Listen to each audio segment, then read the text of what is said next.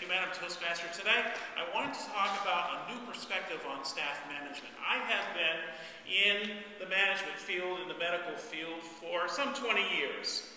And I was self-taught to begin with. I found that you could read periodicals and you pick up all sorts of interesting things. Then I had the privilege of getting my MBA, and I learned all the classical things, all the regular student-type things, Maslow's hierarchy of need, and TQM, total quality management, and I, as I'm managing my staff, I'm trying all these different techniques, not really getting the results I wanted. You get together with a staff person, and you have the annual review, and you spend a couple minutes saying, well, you did this really well, and I was really pleased about this.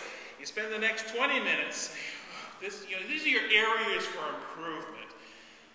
And it gets frustrating when next year you're spending the same 20 minutes talking about the same areas of improvement. I never was satisfied. Now, I thought I was doing really well, or doing what I should do. Staff thought I was doing what I should do. They were accepting of what I was doing, but we really weren't advancing. And then I had the privilege of reading a fantastic book, First Break All the Rules. I love the title to begin with. It's written by Marcus Buckingham and Kurt Kaufman, these gentlemen who are working for the Gallup organization for a number of years. And Gallup, for the last 20 years, has been asking questions, trying to determine what distinguishes the superior performing employees from the mediocre employees. What are the characteristics that make them superior? And then taking that one step further, what are the characteristics of the managers who are getting the most out of their employees versus those who are more mediocre? And they would ask over 1 million different people over the last 20 years, trying to get down to what it is that was so phenomenal, that made everything work. They didn't come up with the types of answers you'd expect. Payroll and salary levels weren't on there. Bonuses weren't on there. The benefits, like the special parking lot, or the employee of the month, or the benefits package, those weren't the things that distinguished the superior performers from the mediocre. And one of the quotes that the superior managers would agree with more than anything else was very striking to me. People don't change that much. Don't waste time trying to put in what was left out. Draw out that which was left in. That's hard enough. And I found that a whole different way of looking at staff management. And so instead of trying to get the person to work on things that just aren't, that's not where their skills are, this book goes in and talks about talents.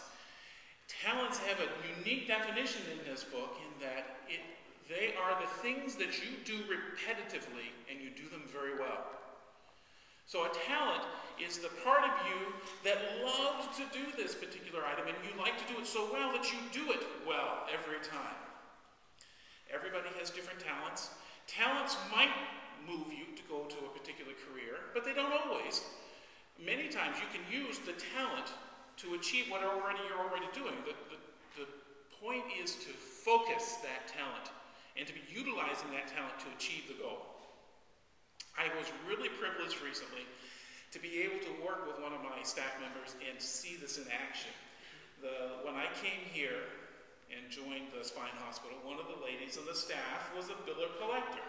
So her job was to take the claims, the data from the hospital, enter it in the computer, send it off to the insurance company, and get it paid. And then the collection part was calling the insurance company and saying, how come you haven't paid this claim yet? And arguing with them and doing deductive reasoning to try to find out what's wrong.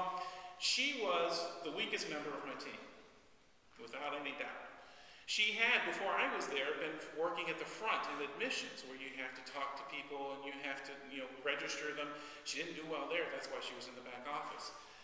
So, trying to apply this, I looked at what it is she did well, and data entry was something she seemed to enjoy. So I said, why don't we give you all the billing? And we'll let the other folks do the collections. Well, the other folks relaxed because they didn't want to do the billing. She went from being the weakest member of my team to being the best member of my team. Now she's taking all this information, and her talent was moving it from here on the paper into the computer. She did it fast, she did it accurately, she was able to follow the stream and make sure it got to the insurance company, and it was dealing with people on the phone or dealing with people up front that she didn't do very well with.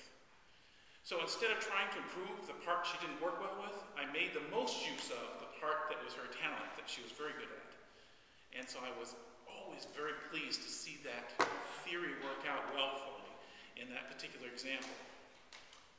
People don't change that much. Don't waste time trying to put in what isn't there. Draw out what is in there, and that is hard enough. Thank you.